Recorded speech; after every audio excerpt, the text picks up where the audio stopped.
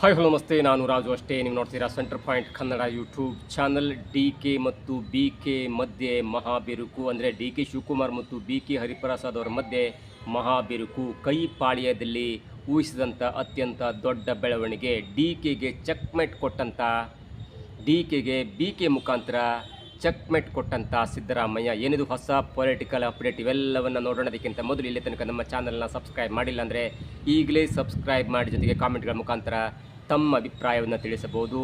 S ವೀಕ್ಷಕರೇ, ಮೇ 24ರಿಂದ ಅಂದರೆ ಸಿದ್ದರಾಮಯ್ಯನವರಿಗೆ ಹೈಕಮಾಂಡಿಂದ ಕರೆ ಬಂದಿದ್ದು ಮೇ 24ಕ್ಕೆ. ಮೇ 26ಕ್ಕೆ ಅವರು ಹೈಕಮಾಂಡನ್ನು ಮೀಟ್ ಮಾಡ್ತಾರೆ. 6 ಗಂಟೆಗಳ ಚರ್ಚೆ ಆಗುತ್ತೆ. ಅವರಿಗೆ ಅದೇ ದಿನ ರಿಸೈನ್ ಮಾಡುವಂಥ ಸೂಚನೆ ಮಾಡ್ತಾರೆ. ಆದರೆ 2 ದಿನಗಳ ಕಾಲಾವಕಾಶವನ್ನು ಪಡೆದಂಥ ಸಿದ್ದರಾಮಯ್ಯನವರು ಬೆಂಗಳೂರಿಗೆ ಬಂದ ನಂತರ ತಮ್ಮ ಸಚಿವ ಸಂಪುಟದ ಸಹೋದ್ಯೋಗಿಗಳೊಂದಿಗೆ ಉಪಹಾರವನ್ನು ಸೇವನೆ ಮಾಡಿ 28 ಮಧ್ಯಾಹ್ನ 3 ಗಂಟೆಗೆ ಲೋಕಭವನಕ್ಕೆ ತೆರಳಿ ರಾಜೀನಾಮೆಯನ್ನು ಸಲ್ಲಿಸ್ತಾರೆ. ಅದಾದ ನಂತರ ಮೇ 29ಕ್ಕೆ ಅವರು ರಾಜೀನಾಮೆ ಅಂಗೀಕಾರ ಆಗುತ್ತೆ. ಅದಾದ ನಂತರ ಶಾಸಕಾಂಗ ಪಕ್ಷದ ಸಭೆ ಆಗುತ್ತೆ. ಶಾಸಕಾಂಗ ಪಕ್ಷದ ಸಭೆಯಲ್ಲಿ ಡಿ ಕೆ ಶಿವಕುಮಾರ್ ಅವರು ಶಾಸಕಾಂಗ ಪಕ್ಷದ ನಾಯಕರಾಗ್ತಾರೆ. ನಿನ್ನೆ ಮಧ್ಯಾಹ್ನ 4 ಗಂಟೆ 15 ನಿಮಿಷಕ್ಕೆ ಕರ್ನಾಟಕದ 24ನೆಯ ಮುಖ್ಯಮಂತ್ರಿಯಾಗಿ ಶಿವಕುಮಾರ್ ಅವರು ಮುಖ್ಯಮಂತ್ರಿಯಾಗಿ ಪದಗ್ರಹಣವನ್ನು ಹೊಂದ್ತಾರೆ. ಅದಾದ ನಂತರ ಅವರು ವಿಧಾನಸೌಧಕ್ಕೆ ಬರ್ತಾರೆ. ವಿಧಾನಸೌಧದಲ್ಲಿ ಕೂಡ ಸಿದ್ದರಾಮಯ್ಯನವರಿಗೆ ಮುಟ್ಟಿ ನೋಡಿಕೊಳ್ಳುವಂಥ ಒಂದು ಟಾಂಗ್ ಕೂಡ ಕೊಡ್ತಾರೆ. ಅಂದರೆ ಎಲ್ಲರೂ ಕೂಡ ಅಂದ್ಕೊಂಡಿದ್ರು ಸಿದ್ದರಾಮಯ್ಯನವರ ಹೇಳಿದಂತೆ ಕೇಳ್ತಾರೆ. ಕ್ಯಾಬಿನೆಟ್ನಲ್ಲಿ ಕೂಡ 13 ಸಚಿವರಲ್ಲಿ ಸರಿಸುಮಾರು ಎಲ್ಲರೂ ಕೂಡ ಸಿದ್ದರಾಮಯ್ಯನವರು ಆಪ್ತರೆ, ಡಿ ಕೆ ಶಿವಕುಮಾರ್ ಆಪ್ತರು ಯಾರನ್ನೂ ಕೂಡ ಮೊದಲ ಹಂತದಲ್ಲಿ ಸೇರಿಸಿಕೊಂಡಿಲ್ಲ. ಹೀಗಾಗಿ ಡಿ ಕೆ ಅವರ ವಿರುದ್ಧ ಸಿದ್ದರಾಮಯ್ಯನವರ ಕೈ ಮೇಲಾಯಿತು ಎನ್ನುವಂಥ ಮಾತು ಕೇಳು ಬಂದ 4 ಗಂಟೆಯಲ್ಲಿ ವಿಧಾನಸೌಧದಲ್ಲಿ ಹೇಳಿದಂಥ ಮಾತಿದೆಯಲ್ಲ ಡಿ ಕೆ ಶಿವಕುಮಾರ್ ಅವರು, ನನಗೆ ಮಾತು ಕೊಟ್ಟ ಪ್ರಕಾರ 6 ತಿಂಗಳ ಹಿಂದೆ ನನಗೆ CM ಪಟ್ಟವನ್ನು ಕೊಡಬೇಕಿತ್ತು. ಓಕೆ, ಕೆಲವೊಂದು ಕಾರಣಗಳಿಂದ ಲೇಟ್ ಆಯಿತು. ನಾವು ಕುರ್ಚಿಗಾಗಿ ಕಾದಾಟ ಮಾಡಿದ್ವಿ. ಆದರೂ ಕೊನೆಯಲ್ಲಿ ನಿಮ್ಮ ಆಶೀರ್ವಾದದಿಂದ, ಜನರ ಒಂದು ಆಶೀರ್ವಾದ ನಾನು CM ಆಗಿ ಪದಗ್ರಹಣ ಹೊಂದಿದ್ದೇನೆ. ಇನ್ನು ಮುಂದೆ ನಾನು ನಿಮಗೆ ಬೇಕಾದಂಥ ಸೌಲಭ್ಯವನ್ನು ಕೊಡ್ತೇನೆ ಅಂತ ಮಾತು ಹೇಳಿ ಎಲ್ಲೊಂದು ಕಡೆ ಸಿದ್ದರಾಮಯ್ಯನವರಿಗೆ ನೇರವಾದ ಎಚ್ಚರಿಕೆ ಕೊಡುವಂಥ ಕೆಲಸವನ್ನು ಮಾಡಿದರು. ಅದು ಒಂದು ಕಡೆ ಆಯಿತು. ಅದಾದ ನಂತರ ಸುದ್ದಿಗೋಷ್ಠಿ ಮುಗಿತಾ ಇದ್ದಂತೆ ಮತ್ತೊಂದು ಅನೌನ್ಸ್ ಆಗುತ್ತೆ. AICCಯಿಂದ ವೇಣುಗೋಪಾಲ್, ಅಂದರೆ AICCಯ ಪ್ರಧಾನ ಕಾರ್ಯದರ್ಶಿ ವೇಣುಗೋಪಾಲ್ ಅವರು ಒಂದು ಪತ್ರವನ್ನು ಹಂಚಿಕೊಳ್ತಾರೆ. ಅವರ ಖಾತೆಯಲ್ಲಿ ಅಥವಾ ಕಾಂಗ್ರೆಸ್ ಪಕ್ಷ ಹಂಚಿಕೊಳ್ಳುತ್ತೆ. ಅದೇನೆಂದರೆ, ಕರ್ನಾಟಕದಲ್ಲಿ ಈಗಾಗಲೇ ಡಿ ಕೆ ಶಿವಕುಮಾರ್ ಅವರು ಮುಖ್ಯಮಂತ್ರಿಯಾಗಿದ್ದಾರೆ ಮತ್ತು ಅವರು KPC ಅಧ್ಯಕ್ಷ ಸ್ಥಾನಕ್ಕೆ ನಿನ್ನೆ ಅವರು ರಿಸೈನನ್ನು ಮಾಡಿದ್ದಾರೆ. ಹಾಗಾಗಿ ಆ ತೆರವಾದ ಸ್ಥಾನಕ್ಕೆ ಡಿ ಕೆ ಹರಿಪ್ರಸಾದ್, ಹಿಂದುಳಿದ ವರ್ಗದ ಮತ್ತು ಕರಾವಳಿ ಭಾಗದ ಮತ್ತು ಎಲ್ಲರನ್ನ, ಅಂದರೆ ಕೋಮುವಾದಿ ವಿರುದ್ಧವಾದಂಥ ಮಾತನಾಡ್ತಿರುವಂಥ ಅಪ್ಪಟ ಕಾಂಗ್ರೆಸ್ ಕಾರ್ಯಕರ್ತರಾದಂಥ 19 ರಾಜ್ಯಗಳಲ್ಲಿ, ದೇಶದ 19 ರಾಜ್ಯಗಳಲ್ಲಿ ಕಾಂಗ್ರೆಸ್ನ ಉಸ್ತುವಾರಿಯನ್ನು ವಹಿಸಿದಂಥ ಮತ್ತು ಅನೇಕ ಮುಖ್ಯಮಂತ್ರಿಗಳನ್ನ ಮಾಡಿದಂಥ ಮತ್ತು ಅನೇಕ ಮುಖ್ಯಮಂತ್ರಿಗಳನ್ನ ಕೆಳಗಿಳಿಸಿದಂಥ ಅನುಭವ ಇರುವಂಥ ಒಬ್ಬ ರಾಜಕಾರಣಿ. ಅವರು ನೇರವಾಗಿ ಚುನಾವಣೆಗೆ ನಿಲ್ದಿದ್ರು ಕೂಡ MLC ಆಗಿ, MP ಆಗಿ ದೊಡ್ಡ ದೊಡ್ಡ ಹುದ್ದೆಯನ್ನು ನಿಭಾಯಿಸ್ತಾರೆ. ಮತ್ತು ಗಾಂಧಿ ಕುಟುಂಬಕ್ಕೆ, ಇಂದಿರಾ ಗಾಂಧಿ ಅಥವಾ ರಾಜೀವ್ ಗಾಂಧಿ ಅಂದ ಕೂಡಲೇ ಅವರಿಗೆ ತುಂಬ ಆಪ್ತರು. ಅದಾದ ನಂತರ ಸೋನಿಯಾ ಗಾಂಧಿ, ಪ್ರಿಯಾಂಕಾ ಮತ್ತು ರಾಹುಲ್ ಗಾಂಧಿ ಅವರಿಗೆ ಅತ್ಯಂತ ಆಪ್ತರು. ಜೊತೆಗೆ ಎಲ್ಲೂ ಕೂಡ CWC ಆಗಲಿ ಅಥವಾ ಬೇರೆ ಬೇರೆ ಚುನಾವಣಾ ಉಸ್ತುವಾರಿಯಲ್ಲಾಗಲಿ ಅಥವಾ ಚುನಾವಣೆ ಉಸ್ತುವಾರಿ ಸಮಿತಿಯಲ್ಲಾಗಲಿ ಯಾವ ಹಂತದಲ್ಲೂ ಕೂಡ ಬಿ ಕೆ ಹರಿಪ್ರಸಾದ್ ಅವರನ್ನು ಕಾಂಗ್ರೆಸ್ ದೂರ ಇಟ್ಟಂಥ ಸಂದರ್ಭವೇ ಇಲ್ಲ.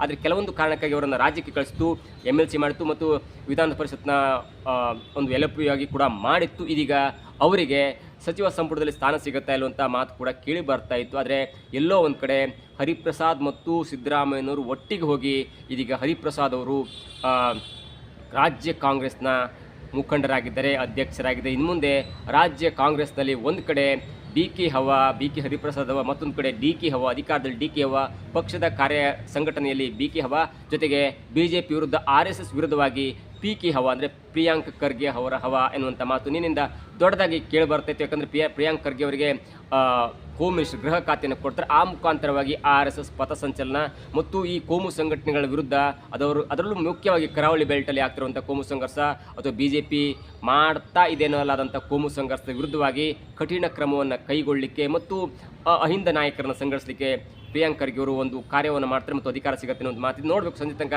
ಯಾವ್ಯಾವ ಸಚಿವರಿಗೆ ಯಾವ್ಯಾವ ಖಾತೆ ಲಭಿಸ್ತಂತ. ಆದರೆ ಈಗ ಆದಂಥ ಒಂದು ಬಿಗ್ ಡೆವಲಪ್ಮೆಂಟಲ್ಲಿ ಬಿ ಕೆ ಹರಿಪ್ರಸಾದ್ ಅವರು ಒಂದೊಳ್ಳೆಯ ಟಾಂಗನ್ನು ಕೊಟ್ಟಿದ್ದಾರೆ ಅಂತ ಹೇಳ್ಬೋದು. ಅದು ಕೂಡ ಕಾಂಗ್ರೆಸ್ ನಿರೀಕ್ಷೆ ಮಾಡಿರಲಿಲ್ಲ ಅಥವಾ ಡಿ ಕೆ ಪಾಳಿಯ ನಿರೀಕ್ಷೆ ಮಾಡಿರಲಿಲ್ವಾ ಅನ್ನುವಂಥ ಸಹಜ ಮಾತು, ಸಹಜ ಚರ್ಚೆ ಆಗ್ತಿದೆ. ಅವರು KPC ಒಂದು ಕಚೇರಿಯಲ್ಲಿ ಮಾತನಾಡ್ತಾ ಎಲ್ಲರೂ ಕೂಡ ಇಲ್ಲಿ ತನಕ ಯಾರೆಲ್ಲ ಅಧಿಕಾರವನ್ನು ಅನುಭವಿಸ್ತಾರೆ, ಸರ್ಕಾರದಲ್ಲಿ ಅಧಿಕಾರವನ್ನು ಅನುಭವಿಸಿದ್ರು, ಇದೀಗ ಪಕ್ಷದ ಸಂಘಟನೆಗೆ ಬರಬೇಕು.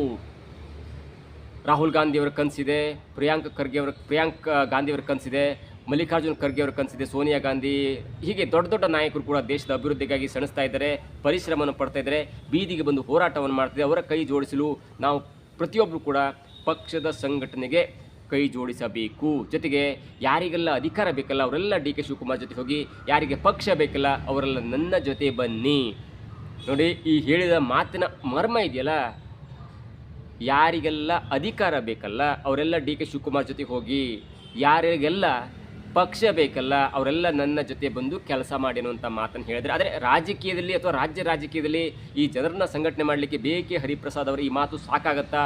ಎಲ್ಲವೂ ಕೂಡ ಒಂದು ಚರ್ಚೆಗೆ ಗ್ರಾಸವಾಗಿದೆ. ಇಲ್ಲಿ ಎರಡು ಥರದ ಪಕ್ಷ ಸಂಘಟನೆ ಅಧಿಕಾರ ಹಂಚಿಕೆ ಇರುತ್ತೆ. ಒಂದು ಕಾರ್ಯಕರ್ತನ ಸಂಘಟನೆ ಮಾಡಬೇಕು, ಜೊತೆಗೆ ಆ ಕಾರ್ಯಕರ್ತರ ಸಂಘಟನೆ ಮಾಡಿದ ನಂತರ ಅಧಿಕಾರಕ್ಕೆ ಬಂದ ನಂತರ ಅಧಿಕಾರ ಯಾರಿಗೆ ಕೊಡಬೇಕು, ಯಾರ್ಯಾರು ಇರಬೇಕು ಎನ್ನುವಂಥ ಎರಡು ಹಂತ ಇರುತ್ತೆ.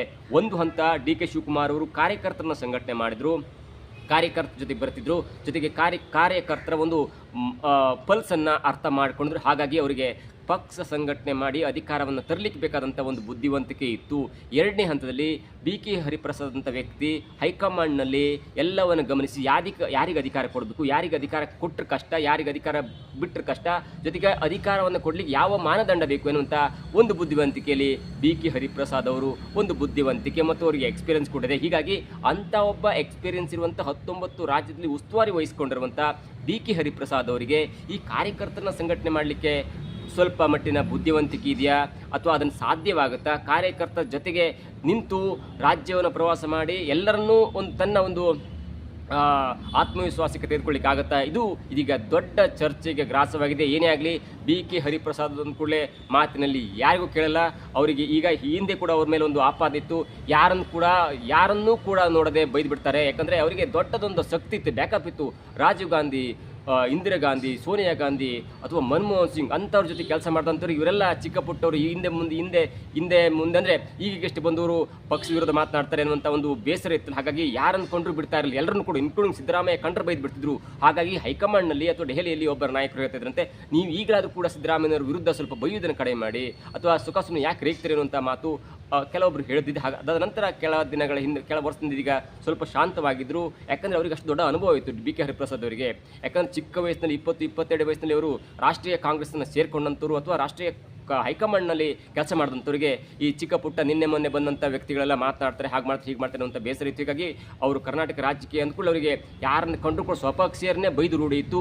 ಹಾಗಾಗಿ ಅದೇ ಒಂದು ಮುಂದುವರೆದ ಭಾಗವಾಗಿ ಸಿದ್ದರಾಮಯ್ಯನವ್ರ ವಿರುದ್ಧ ಬೈತಿದ್ದು. ಅದಾದ ನಂತರ ಯಾವಾಗ ಡಿ ಕೆ ಶಿವಕುಮಾರ್ ಅವರಿಗೆ ಅಧಿಕಾರ ಹಸ್ತಾಂತರ ಮಾಡಬೇಕಂತ ವಿಚಾರ ಬಂದಾಗ 26ಕ್ಕೂ ಕೂಡ ಅವ್ರು ಹೇಳ್ತಿದ್ದೊಂದೇ ಮಾತೆ, ಅಧಿಕಾರ ಹಸ್ತಾಂತರ ಮಾಡೋ ವಿಚಾರವಿಲ್ಲ ಸಿದ್ದರಾಮಯ್ಯವ್ರ ನಾಯಕರು, ಹೀಗಾಗಿ ಯಾಕೆ ಸುಮ್ಮನೆ ಅಧಿಕಾರ ಹಸ್ತಾಂತರ ಎನ್ನುವಂಥ ಮಾತನ್ನು ಕೂಡ ಹೇಳ್ತಾ ಇದ್ರು. ಆದರೆ ಪಕ್ಷದ ನಿರ್ಧಾರ ಡಿ ಕೆ ಶಿವಕುಮಾರ್ ಅವರಿಗೆ ಅಧಿಕಾರ ಹಸ್ತಾಂತರ ಆಗಿದೆ.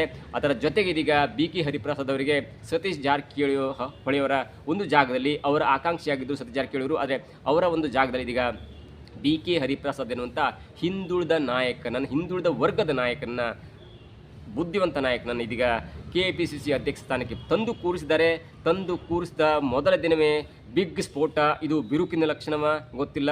ಇಬ್ಬರು ನಾಯಕರು ಜೊತೆ ಕೆಲಸ ಮಾಡಬೇಕು. ಕಾಂಗ್ರೆಸ್ನ ಹೈಕಮಾಂಡ್ನ ಒಂದೇ ಒಂದು ಉದ್ದೇಶ, ನಾವು ಬಿ ಕೆ ಹರಿಪ್ರಸಾದ್ ಅವರಿಗೆ ಅಧ್ಯಕ್ಷ ಸ್ಥಾನ ಕೊಡ್ತೀವೋ ಅಥವಾ ಡಿ ಕೆ ಶಿವಕುಮಾರ್ ಅವರಿಗೆ CM ಸ್ಥಾನ ಕೊಡ್ತೀವೋ ಅಥವಾ ಪ್ರಿಯಾಂಕ್ ಖರ್ಗೆ ಅವರಿಗೆ ಹೋಮ್ ಡಿಪಾರ್ಟ್ಮೆಂಟ್ ಕೊಡ್ತೀವೋ ಅಥವಾ ಬೇರೆ ಕೊಡ್ತೀವೋ ಅದು ಗೊತ್ತಿಲ್ಲ. ಆದರೆ 2028ರಲ್ಲಿ ಕರ್ನಾಟಕದಲ್ಲಿ ಮತ್ತೆ ಅಧಿಕಾರಕ್ಕೆ ಬರಬೇಕು. ಜೊತೆಗೆ 2029ರ ಲೋಕಸಭಾ ಚುನಾವಣೆಯಲ್ಲಿ ಕೂಡ ಕಾಂಗ್ರೆಸ್ ಅತ್ಯಂತ ಜಾಸ್ತಿ ಸೌತ್ ಇಂಡಿಯಾದಲ್ಲಿ ಗೆಲ್ಲಬೇಕು ಅನ್ನೋ ದೃಷ್ಟಿಯಲ್ಲಿ ಇದೀಗ ಕೇರಳ, ತೆಲಂಗಾಣ, ತಮಿಳುನಾಡು ಮತ್ತು ಕರ್ನಾಟಕದಲ್ಲಿ ಒಂದು ಒಳ್ಳೆಯ ಪ್ಲ್ಯಾನನ್ನು ಮಾಡಿಕೊಂಡಿದೆ. ಯುತ್ತಿಗೆ ಒಂದು ಒಳ್ಳೆಯ ಅವಕಾಶವನ್ನು ಕೊಡ್ತಿದೆ ಅನ್ನುವಂಥ ಮಾತಿನ ನಡುವೆ ಬಿ ಕೆ ಹರಿಪ್ರಸಾದ್ ಅವರು ಆಡಿದಂಥ ಮಾತು ಎಲ್ಲೋ ಒಂದು ಕಡೆ ಇದೀಗ ಕಾಂಗ್ರೆಸ್ ಕರ್ನಾಟಕ ಪಾಳ್ಯದಲ್ಲಿ ಊಹಿಸಲಾಗದಂಥ ಒಂದು ಬೆಳವಣಿಗೆ ಕಂಡಿದೆ. ಅಧಿಕಾರ ಬೇಕಿದ್ದರೂ ಡಿ ಕೆ ಶಿವಕುಮಾರ್ ಜೊತೆ ಹೋಗಿ, ಪಕ್ಷ ನಿಷ್ಠೆ ಇದ್ದವರು ನನ್ನ ಜೊತೆ ಬನ್ನಿ, ಪಕ್ಷಕ್ಕಾಗಿ ಕೆಲಸ ಮಾಡುವಂಥವ್ರು ನನ್ನ ಜೊತೆ ಬನ್ನಿ ಅನ್ನೋಂಥ ಮಾತು ಹೇಳಿದರೆ ಅದು ಪೂರ್ವ ನಿರ್ಧಾರಿತವಾದಂಥ ಮಾತು ಅಥವಾ ಮಾತಿನ ಫ್ಲೋವಲ್ಲಿ ಬಂದಂಥ ಮಾತು ಯಾವುದು ಗೊತ್ತಿಲ್ಲ. ಯಾಕಂದರೆ ಬಿ ಕೆ ಹರಿಪ್ರಸಾದ್ ಅವರ ಮಾತು ಅಷ್ಟು ಪಕ್ಷದ ಸಂಘಟನೆ ಅಂತ ಬಂದಾಗ, ಪಕ್ಷದ ವಿರುದ್ಧ ಮಾತಂತ ಬಂದಾಗ ಅಷ್ಟು ಸೀರಿಯಸ್ ಆಗಿ ತೆಗೆದುಕೊಳ್ಬಾರ್ದು. ನೀವು BJP ವಿರುದ್ಧ ಅಂತ ಬಂದಾಗ ನೀವು ಅದನ್ನು ಸೀರಿಯಸ್ ಆಗಿ ತೆಗೆದುಕೊಳ್ಬೇಕಾಗತ್ತೆ. ಯಾಕಂದರೆ ಅವರು ಯಾರೂ ಕೂಡ ಕರ್ನಾಟಕದಲ್ಲಿ BJP ವಿರುದ್ಧ ವಾಗ್ದಾಳಿಯನ್ನು ಮಾಡೋ ದೃಷ್ಟಿಯಲ್ಲಿ ಅಥವಾ ಮೋದಿಯವರ ವಿರುದ್ಧ ಮಾತಾಡೋದರಲ್ಲಿ ಪ್ರಿಯಾಂಕ್ ಖರ್ಗೆ ಜೊತೆಗೆ ಸಂತೋಷ್ ಲಾಡ್ ಮತ್ತು ಬಿ ಕೆ ಹರಿಪ್ರಸಾದ್ 3 ಅತ್ಯಂತ ಕಠಿಣ ಪದಗಳನ್ನು ಬೈತಾರೆ. ಅದನ್ನು ಕೂಡ ಸೀರಿಯಸ್ ಆಗಿ ತೆಗೆದುಕೊಳ್ಬಹುದು. ಆದರೆ ಪಕ್ಷದ ಒಳಗೆ ಅಂತ ಬಂದಾಗ ಬಿ ಕೆ ಹರಿಪ್ರಸಾದ್ ಅವರ ಈ ಮಾತು ಎಷ್ಟರ ಮಟ್ಟಿಗೆ ಸೀರಿಯಸ್ ಆಗಿ ತೆಗೆದುಕೊಳ್ಬೇಕು ಅದಂತೂ ಅರ್ಥ ಆಗಲ್ಲ. ನೋಡಬೇಕು ಮುಂದಿನ ದಿನಗಳಲ್ಲಿ ಅದಕ್ಕೆ ಯಾವ ಥರ ಡಿ ಕೆ ಶಿವಕುಮಾರ್ ಅವರು ಉತ್ತರ ಕೊಡ್ತಾರೆ. ಈ ಬಿ ಕೆ ಹರಿಪ್ರಸಾದ್ ಅವರ ಮಾತಿನ ಹಿಂದೆ ಏನಾದರೂ ಸಿದ್ದರಾಮಯ್ಯನವರ ಒಂದು ಸಲಹೆ ಸೂಚನೆ ಇದೆಯಾ ಗೊತ್ತಿಲ್ಲ. ಯಾಕಂದರೆ ಬಿ ಕೆ ಹರಿಪ್ರಸಾದ್ ಅವರು ಕರ್ನಾಟಕದ ರಾಜಕಾರಣದಲ್ಲಿ ಯಾರ ಸಲಹೆಯನ್ನು ಕೂಡ ಪಡೆದುಕೊಳ್ಳುವಂಥ ವ್ಯಕ್ತಿಯಲ್ಲ. ಯಾಕಂದರೆ ಅವರಿಗೆ ರಾಷ್ಟ್ರ ರಾಜಕಾರಣದಲ್ಲಿ ದೊಡ್ಡ ಅನುಭವ ಇದೆ. ನಾನು ಹೇಳಿದ್ನಲ್ಲ 19 ರಾಜ್ಯಗಳಲ್ಲಿ ಉಸ್ತುವಾರಿ ವಹಿಸಿಕೊಂಡಂಥ ಒಬ್ಬ ವ್ಯಕ್ತಿ. ಮನಸ್ಸು ಮಾಡಿದ್ರೆ ಕೇಂದ್ರದಲ್ಲಿ ದೊಡ್ಡ ಹುದ್ದೆಯನ್ನು ಸಿಗಬಹುದಿತ್ತು. ಆದರೆ ಕಳೆದ 12 ವರ್ಷದಿಂದ ಕಾಂಗ್ರೆಸ್ ಕೇಂದ್ರದ ಅಧಿಕಾರದಲ್ಲಿ, ಹಾಗಾಗಿ ಅವರಿಗೆ ಅಧಿಕಾರ ಸಿಕ್ಕಿಲ್ಲ. ಇಲ್ಲ ಅಂದಿದ್ದರೆ ಒಂದು ದೊಡ್ಡ ಹುದ್ದೆ ಅವರಿಗೆ ಸಿಗಬಹುದಿತ್ತು. ಮುಂದಿನ ದಿನಗಳು ಏನಾಗುತ್ತೆ ಎಲ್ಲೂ ಕೂಡ ಕಾದು ನೋಡಬೇಕು. ಒಂದಂತೂ ಸತ್ಯ, 2028ರಲ್ಲಿ ಬಿ ಕೆ ಹರಿಪ್ರಸಾದ್ ಕೂಡ ಮುಖ್ಯಮಂತ್ರಿ ಅಭ್ಯರ್ಥಿ ಎನ್ನುವುದರಲ್ಲಿ ಯಾವುದೇ ಸಂದೇಹವಿಲ್ಲ.